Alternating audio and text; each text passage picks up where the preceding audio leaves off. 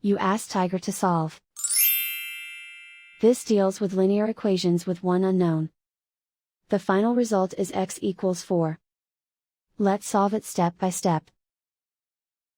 Simplify the expression. Group like terms. Simplify the arithmetic. Group all x terms on the left side of the equation. Subtract 5x from both sides. Group like terms. Simplify the arithmetic. Group like terms. Simplify the arithmetic. Group all constants on the right side of the equation. Subtract 14 from both sides. Simplify the arithmetic.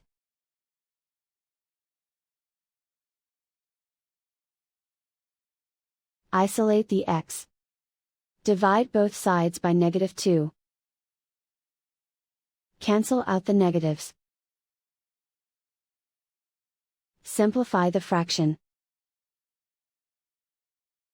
Cancel out the negatives. Find the greatest common factor of the numerator and denominator. Factor out and cancel the greatest common factor. And so the final result is x equals 4.